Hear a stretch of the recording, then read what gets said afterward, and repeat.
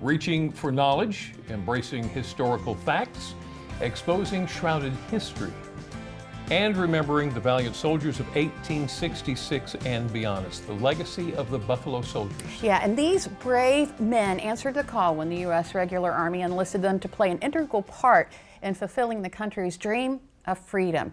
And there's one local project working hard to preserve that legacy. And we are so happy to be here today with Deborah Scott. She is the director of the Polk Outpost. Welcome to Historic Studio D, Deborah. Thank you very much for having me. For those who aren't familiar, tell us about the Buffalo Soldiers. Who were they? Oh, there's so much. For those of us who are east of the Mississippi, the history really is unknown. For those west of the Mississippi, where the soldiers served, a lot of people know the history there. There are forts there, there are museums, there are statues, but east of the Mississippi, none of that exists, except for the statue at West Point.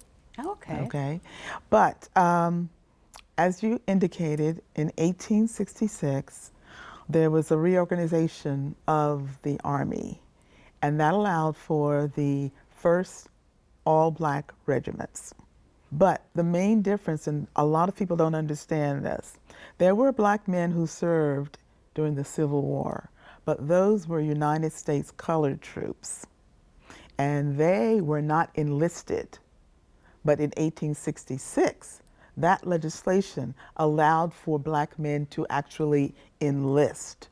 So they were enlisted in the U.S. Regular Army, and that's the major difference. Okay. Now, for some of those who eventually made that transition, who had been colored troops, once they signed that contract after 1866, they were no longer referred to as colored troops. They were regular Army. Part of the Army. Gotcha. Now Regular you had a Army. relationship with one in particular soldier. That is true. Thomas Elsie Polk Sr. was my maternal grandfather, and he has a host of relatives, host of descendants still on the shore and beyond. But in 2021, 4 relatives got together, 3 of them siblings and a cousin, and the idea was presented for establishing a living history site. And as things evolved and decisions were made and what have you, by default, I ended up being the director. And so there is a company, and we are separate and apart from the National Association that also has Buffalo Soldier in its title. Okay. They have a chapter in Wicomico County, but my company is not a part of that. Separate from that, okay. So the site is being established in Wicomico County. As you know, Eden is partially in Wicomico and partially in Somerset. Right. So we're in the Wicomico County portion, but the little village is called Allen. Yeah. And that's what it was called when grandfather was living. So he was born a free man in 1860 and passed away in 1940. Wow. He started buying land when he got out of the Army. He did 2 5-year stints because with the enlisted men, 5 years was the contract. For U.S. colored troops, it had been 3 years. So my grandfather did 2 5-year terms. Wow. And after he got out the second time, he started buying land. Not a lot in the greater scheme of things, but enough. But the important thing is it has remained in the family all these years continuously. So, and I know you guys have made a lot of progress. I've been to the site. Oh my gosh, you've been to the site? Yeah. How's it going? Well, you know, it depends on whom you speak with. I've worked with grants before. I've worked with large projects, project management before I retired. So some people would say you've moved along so quickly.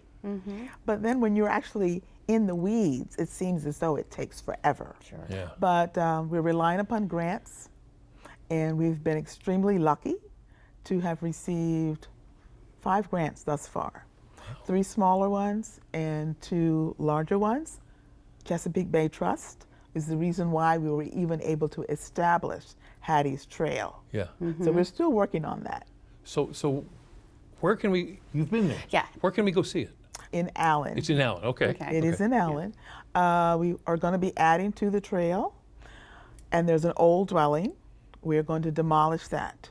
And in that footprint is where our museum is going to go. Okay. And then there will be a pavilion. And so that's basically the phase 1, 2, and 3 of the first half of the plan. Yeah. But then we have plans for extension, for an extension. I can't really discuss that now. Oh, you're teasing us now. No, seriously, because I'm going to be having a discussion with the grant manager on Friday Okay. about what we want to extend and do. Gotcha. So I don't want to jinx it. Wow. Well, that means we just have to have her back We do. and give us an update on everything with the Outpost. Deborah Scott, thank you so much for coming Wonderful in. talking to Thank you very Thank much. Wow.